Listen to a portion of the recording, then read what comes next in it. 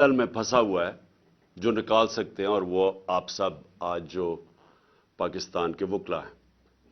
तो मैं सबसे पहले 3-4 फेजेस में बात करूंगा। पहली चीज कि जो पाकिस्तान का आज क्राइसिस है, अगर आप किसी इकोनॉमिस्ट से पूछ लें, किसी जो पॉलिटिकल इकोनॉमी समझता है उससे पूछ लें, इस मुल्क की तारीख में इतना बड़ा क्राइसिस नहीं आया जो आज आ चुका है।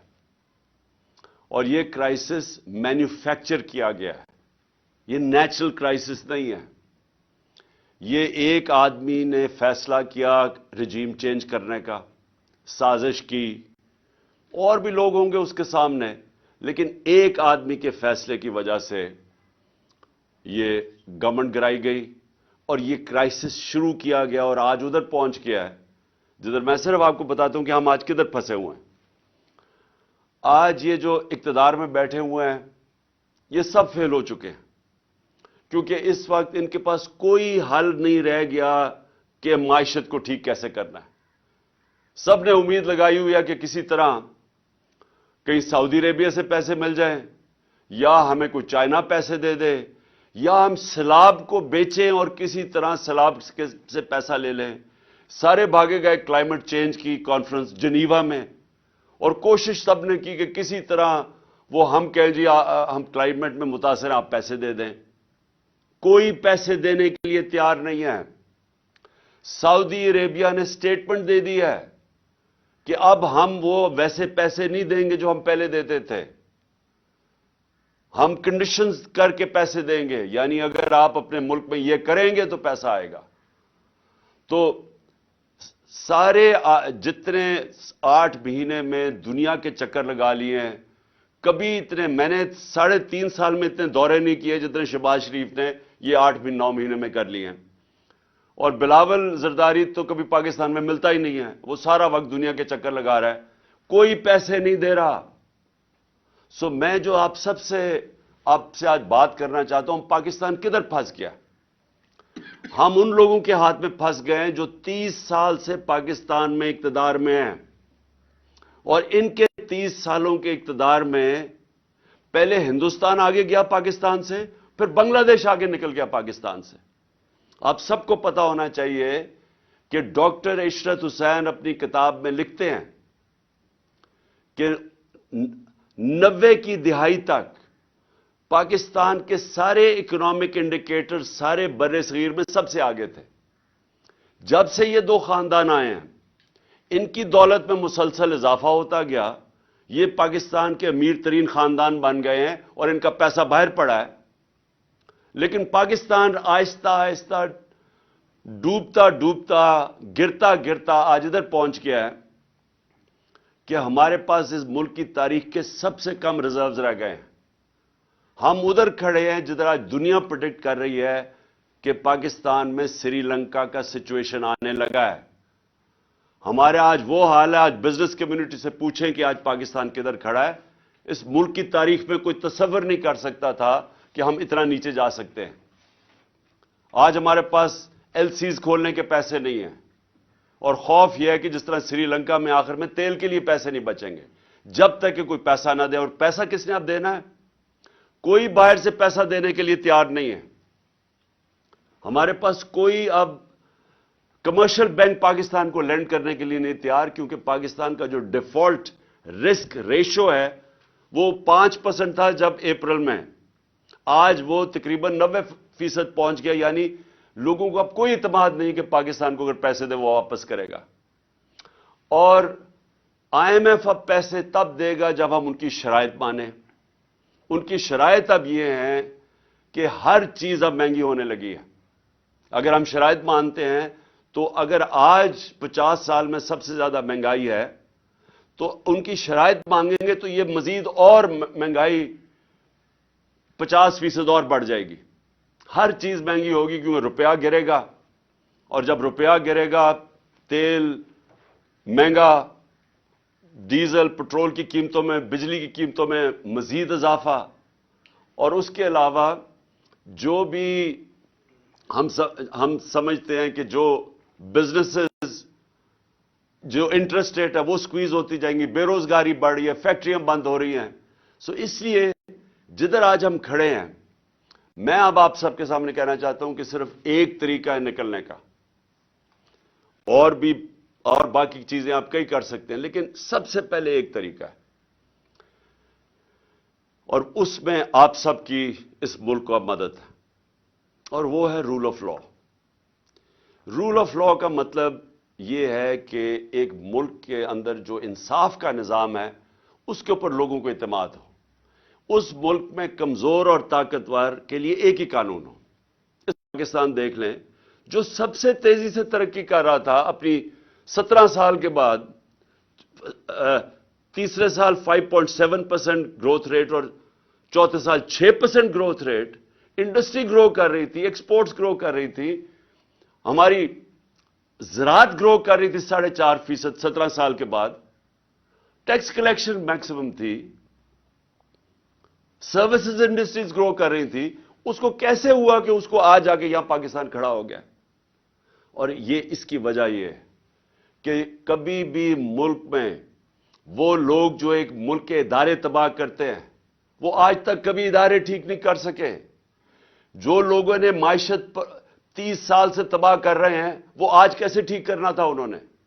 یہ کون سا ذہن تھا جس نے پکڑ کے ان کو اوپر بٹھا دیا؟ تو آج اب آگے کا راستہ میں آپ کو بتاتا ہوں. آگے کا راستہ بھی آپ کے ہاتھ میں ہے. یہ سٹرگل ہے پاکستان کی رول آف لا, طاقتور کو قانون کے نیچے لے کے آنا, کسی کو NRO نہ دینا. جب تک لوگوں کو ہمارے انصاف کے نظام کے اوپر اعتماد نہیں ہوگا, خوشحالی نہیں آنے لگی, اس سے نہیں نکلنے لگے. اور میں آج آپ کو کہوں, کیونکہ میں سب سے بہتر بیرون ملک پاکستانی کو جانتا ہوں, سب سے زیادہ انہوں نے میری مدد کرکٹ کے زمانے سے ان کو جانتا ہوں. اس کے بعد جب شوکت خان اب بنائے تو انہوں نے سب سے زیادہ مدد کی, نمل یونیورسٹی تو انہوں نے مدد کی, ابھی سیلاب کے لیے پیسے اکٹھے کیے تو آدھا پیسہ ادھر سے آیا, آدھا اس لیے نہیں آ سکا کیونکہ سسٹم نہیں تھا ہمارے پاس وہ پیسے ریپیٹریٹ کرنے کا, نہیں تو اس سے بھی زیادہ آنا تھا. اور آج سب سے جو ہمارے زمانے میں جو چیز, ایک تو ایکسپورٹس ہم نے بڑھائی, دوسری ریمیٹنسز. ہمارے زمانے میں ریکارڈ ریمیٹنسز آئی ہیں. جب ہم 2018 میں آئے تھے تو $19 ارب ریمیٹنسز تھی. ہم جب گئے ہیں 3.5 سال کے بعد تو $21 ارب کی ریمیٹنسز تھی اور بڑھ رہی تھی. تو یہ جو آپ کا اثاثہ, یہ یاد رکھیں, اب کوئی اس ملک کو نہیں نکالے گا اس دلدل میں سے سوائے بیرون ملک پاکستانی. یہ اگر ہم نے اس سے نکلنا ہے, یہ جو بھی آپ کو کوئی کہہ رہا ہے نا دنیا کا بہترین اکانومسٹ لے آئیں, وہ مجھے سمجھائے کہ ہمارا جو ڈالر گیپ ہے وہ کیسے پورا ہوگا. ہمارا مسئلہ کیا ہے کہ ہم نے کبھی ایکسپورٹس کے اوپر زور ہی نہیں لگایا. نون لیگ کے پچھلے 5 سال میں ایکسپورٹس بڑھی نہیں. جب یہ 99 میں گئے تھے تب بھی ایکسپورٹس نہیں بڑھی. تو جب دولت ہی نہیں آ رہی, ڈالرز نہیں آ رہا, تو ملک خوشحال کیسے ہونا ہے؟ تو ہم نے ایکسپورٹس کو تو بڑھانا ہے لیکن وہ ٹائم لگے گا. تو جو سب سے جو چیز کر سکتے ہیں بیرون ملک پاکستانیوں کی ریمیٹنسز اور انویسٹمنٹ لے کے آنی ہے. یہ اصل بات سمجھیں. ابھی تک وہ ریمیٹنسز بھیجتے ہیں, انویسٹمنٹ نہیں بھیج رہے. جب ان کے پلاٹس کے اوپر قبضہ ہو جاتا ہے, کیونکہ یہاں قبضہ گروپ پھر رہے ہیں اور رول آف لا نہیں ہے, تو وہ سرمایہ کاری کیسے کریں گے؟ تو آپ سب وہ کمیونٹی بیٹھی ہے جو بات سمجھتی ہے میں کیا کہہ رہا ہوں. میں نے آج تک کبھی برطانیہ کے اندر جتنی میری 20-25 سال زندگی گزاری, کبھی کسی قبضہ گروپ کا نام نہیں سنا. میں نے یورپ میں کبھی قبضہ گروپ نہیں سنے, امریکہ میں کمیونٹی کبھی قبضہ گروپ نہیں ہے. یہ مڈل ایسٹ میں آ جائیں, یہاں جو آپ کے ورکرز ہمارے جو وہاں کام کرتے ہیں, کبھی سعودی عربیہ میں سنا ہے قبضہ گروپ ہے, کبھی دبئی میں سنا ہے قبضہ گروپ ہے. کیوں جا کے پاکستانی یہاں فیکٹریاں نہیں لگاتے, دبئی میں چلے جاتے ہیں, سعودی عربیہ میں چلے جاتے ہیں, ملیشیا میں فیکٹریاں لگا دیتے ہیں؟ کیوں پاکستانی یہاں سے مر کے نکلتے ہیں باہر, کئی دفعہ فراڈلنٹ ویزے لے کے, لیکن وہاں جا کے خوشحال ہو جاتے ہیں برطانیہ میں, یورپ میں. کیوں جاتے ہیں؟ کیونکہ وہاں رول آف لا ہے, وہاں ان کی محنت کو پھل ملتا ہے. یہاں کیا ہے کہ سارے چور اوپر آ کے بیٹھ گئے ہیں. ہر پاکستان کا بڑا ڈاکو آج بڑے عہدوں پہ بیٹھ گیا, اور لیگلی اپنے کیسز معاف کروا رہا ہے. یعنی قانون انہوں نے پاس کیا اسمبلی میں جس کی کوئی پریسیڈنس نہیں ہے ڈیموکریسیز میں. اس کا کوئی مثال نہیں ہے کہ بیٹھ کے انہوں نے ایک شک بائی شک نیب کے اندر چینجز کیے ہیں جسے ایک ایک منٹ سے بچ گیا. اور چوریاں میں پھر سے ریپیٹ کرتا ہوں, یہ جو کرپشن ہمارے دور کے نہیں ہیں, یہ پرانے ہیں. یہ ان کے اپنے دور کے سارے کیسز ہیں جو انہوں نے معاف کروا لیے. اب پہلے مشرف نے معاف کیے, اب جنرل باجوہ نے ان کو پورا موقع دیا NRO2 دینے کا. اب میرا سوال یہ ہے کہ جب تک ہم سب مل کے اس رول آف لا کے لیے جنگ نہیں لڑیں گے, یہ جہاد ہے. انصاف کے لیے تو سارے اللہ کے پیغمبروں نے حکم دیا تھا. جو جہاد, یہ جہاد کا کانسیپٹ کیا ہے؟ جہاد کا ہر کوئی جہاد کہتا ہے. جہاد کی سب سے بڑی چیز ہے نا انصافی, ظلم کا مقابلہ کرنا جہاد ہے. حضرت علی کا قول ہے کہ کفر کا نظام چل جائے گا لیکن نا انصافی اور ظلم کا نظام نہیں چل سکتا, اس لیے پاکستان کا نظام نہیں چل رہا. تو جب تک ہم مل کے مقابلہ نہیں کریں گے کہ یہ جو لوگ طاقتور اوپر آ کے بیٹھ گئے ہیں اور قانون سے اوپر اپنے آپ کو کر لیا, یہ کیسے ہو سکتا ہے کہ ایکس پرائم منسٹر, سب سے بڑی پارٹی کا ہیڈ, میں اپنی FIR نہیں رجسٹر کروا سکا. مجھے بتائیں, عام آدمی جو آتا ہے محنت کر کے اوورسیز پاکستانی اور پاکستان میں انویسٹمنٹ کرتا ہے, اس کا طاقتور سے ٹاکرا ہو جائے تو اس کو کون بچائے گا؟ مغرب میں اس کو بچاتے ہیں. ان کا جو لا ہے وہ پروٹیکٹ کرتا ہے کمزور کو, جس کو انصاف کہتے ہیں. حضرت ابو بکر جب خلیفہ بنے, پہلے تو نبی صلی اللہ علیہ وسلم نے سب سے پہلے عدل اور انصاف قائم کیا مدینہ میں. حضرت ابو بکر خلیفہ بنے, ان کی پہلی سٹیٹمنٹ سن لیں کہ کمزور اور طاقتور کو میں قانون کے سامنے ایک برابر کروں گا, انصاف قائم کروں گا. حضرت عمر خلیفہ بنے, سب سے پہلے انہوں نے کہا کہ میں انصاف قائم کروں گا. حضرت علی کی پہلی سٹیٹمنٹ پڑھ لیں, انصاف قائم کروں گا. بڑی دیر کے بعد عمر بن عبد العزیز آئے, اس کے کئی سالوں کے بعد, انہوں نے سب سے پہلے انصاف قائم کیا. دیکھیں انصاف کا جو نظام ہوتا ہے, جس طرح نیلسن منڈیلا نے کہا کہ اگر آپ نے غربت کم کرنی ہے تو انصاف قائم کرو. نیلسن منڈیلا کہہ رہا ہے. یہ تو میرا سب کے لیے کہ ہمارے ملک میں وہ نظام جدھر اعظم سواتی کو, یعنی ایک سینیٹر کو ایک ٹویٹ کرنے پہ, اور سچی ٹویٹ جو ایک پولیٹیشین کا کام ہے کرنا, میرا کام ہے کہ اگر پبلک کا پیسہ چوری ہو رہا ہو تو میرا کام ہے اس کے اوپر آواز بلند کرنا.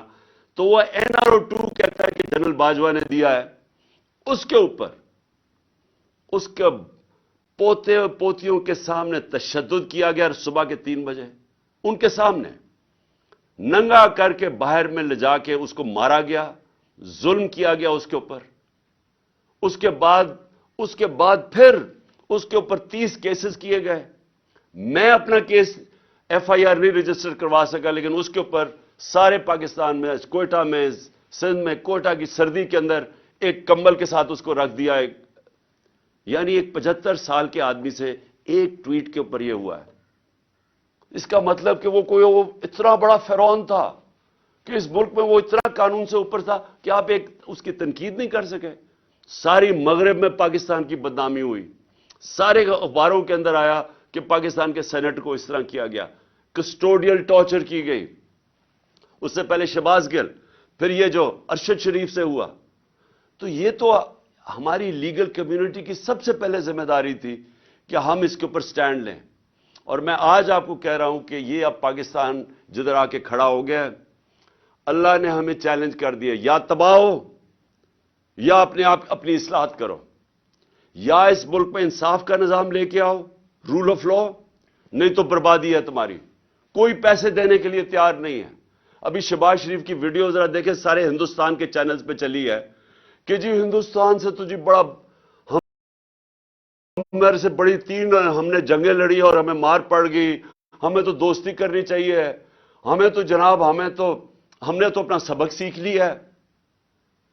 یعنی یہ اس ملک ہم گر گئے ہیں کہ ملک کا وزیر اعظم ہندوستان, جس نے کشمیر کے اوپر ظلم کیا ہے, جس نے کشمیریوں کا جو انٹرنیشنل کمیونٹی نے رائٹ دیا تھا، رائٹ آف سیلف ڈٹرمنیشن، وہ نہیں دیا، اور پھر اسٹیٹہڈ ان کی لے لی ہے، اور ہمیں ہی وہ جا کے کہہ رہا ہے کہ جی ہندوستان سے ہمیں تو بڑی دوستی کرنی چاہیے، کوئی فکر نہیں کہ کشمیریوں کی قربانیاں، کوئی فکر نہیں نظریہ پاکستان کے کسی مقصد کے لیے ملک بنا تھا۔ یہ آج حالت آ گئی ہے کیونکہ ہر جگہ پیسے مانگتے پھر رہے ہیں، اپنا پیسہ ان ساروں نے باہر رکھا ہوا ہے اور دوسروں کو کہہ رہے ہیں جی پاکستان میں پیسہ بھیجو۔ میں اپنی آج آخر میں اپنی لیگل کمیونٹی کو یہ کہنا چاہتا ہوں، دیکھیں یہ ہے جہاد، میں اس کو پولیٹکس نہیں سمجھتا، یہ انصاف کی جہاد ہے جو میں 26 سال پہلے لے کے نکلا تھا، انصاف کی تحریک۔ میں تب بھی، کیونکہ میں مغرب دیکھ چکا تھا، مجھے تو پتہ چل گیا تھا کہ امیر اور غریب ملکوں میں فرق ہی ایک ہے، کہ امیر ملکوں میں انصاف ہے، غریب ملکوں کے اندر انصاف نہیں ہے، فرق ہی ایک ہے، وسائل کی وجہ سے نہیں ہوتے۔ تو میں تب سے یہ پوری کیمپین کر رہا ہوں، آزاد عدلیہ کی میں نے پوری شرکت کی، جیل میں مجھے ڈالا اس پہ، اب پھر نکلا ہوا ہوں کہ یہ کیسے ہو سکتا ہے کہ جناب ایک ایجنسیز کے آدمی کا نام آ گیا تو میں ایف آئی آر ہی نہیں کاٹ سکتا، مجھے پتہ ہے انہوں نے کیا ہے، میں پہلے سے بتا رہا تھا کہ پلان بنا ہوا ہے، میں نے اس کے اوپر پورا، مجھے یہ سارا جب پلان انہوں نے ویڈیو بنائی اور یہ جو کیمپین کی، اسٹیٹ ٹی وی کے اوپر اشتہار چلائے کہ عمران خان نے توہین رسالت کی ہے اور توہین مذہب کی ہے، اور پورا پروپیگنڈا کر کے میں نے تب کہا کہ یہ دینی انتہا پسند کے ذریعے میرے اوپر واردات کریں گے۔ میں نے 2 مہینے 1.5 مہینے پہلے جلسے میں کہہ دیا تھا یہ پلان ان کا یہ ہے، مجھے پتا تھا اس کے پیچھے کون ہے، 3 نام میں نے لیے، میں ابھی بھی مجھے پتا ہے کہ انہوں نے کیا ہے، ہر چیز انہوں نے کیا۔ اس کے بعد پہلے جو انہوں نے پولیس والوں کو کنٹرول کیا، جس طرح پولیس والے جس نے ویڈیو بنائی وہ جے آئی ٹی کے سامنے اسے انکار کر دیا آنے سے، سی ٹی ڈی والوں نے جنہوں نے دوسری ویڈیو بنائی ان سے پوچھا، انہوں نے انکار کر دیا آنے کو۔ کون ان کو حکم کر رہا تھا؟ ہماری گورنمنٹ ہے پنجاب میں، لیکن اپنی پولیس ہماری بات نہیں سن رہی، کیونکہ ہمارے سے بھی طاقتور لوگ بیٹھے ہوئے ہیں یہاں جو فیصلے کرتے ہیں ملک کے بند کمروں میں، جو اتنے طاقتور ہیں کہ پولیس گورنمنٹ کی نہیں سن رہی ہے، الیکٹڈ گورنمنٹ کی، وہ سن رہی ہے اوپر سے طاقتور جو چاہتے نہیں ہے انصاف ہو، جو روک رہے ہیں انصاف کو۔ پولیس بھی نہیں آ رہی، اور پھر جو 4 سی ٹی ڈی کے جو ہماری جے آئی ٹی کے ممبرز تھے، چاروں نے جا کے کوئی اور بیان دے دیا جا کے عدالت میں، جب ان کی سٹیٹمنٹس ہیں، اور عدالت کہہ دیتے ہیں جی ایک ہی شوٹر تھا، انہوں میں سے جو ایک جا کے بیان دیتا ہے کہ ایک ہی شوٹر ہے، اس کی اپنی ایویڈنس ہے کہ اس نے چھت پہ جا کے دوسرے شوٹر کی گولیاں ریکور کی ہیں۔ تو یہ کون ہے جو روک رہا ہے انصاف کو؟ اور میں پھر سے کرتا ہوں کہ چھوڑے عمران خان ہے، پاکستان کا ایکس پرائم منسٹر اور سب سے بڑی پارٹی کے جس کے اوپر قاتلانہ حملہ ہوتا ہے، میں نہیں انصاف مجھے میرے اور جو جے آئی ٹی بن رہی ہے اس کو سیبوٹاج کیا جا رہا ہے، اور اگر مجھے کسی تھوڑا سا بھی شک تھا نا کہ یہ 3 بڑی بڑی طاقتور شخصیت جنہوں نے کیا ہے، یہ سارا شک میرا دور ہو گیا ہے، جس طرح یہ پوری کوشش کر رہے ہیں کہ کسی طرح انصاف نہ ملے۔ تو اگر مجھے انصاف نہیں مل سکتا تو سوچیں کہ عام آدمی کا کیا حال ہوگا، اور اوورسیز پاکستانی وہ کیوں پاکستان میں آ کے پیسہ لگائے گا جب اس کو اعتماد ہی نہیں ہے پاکستان کے جسٹس سسٹم میں۔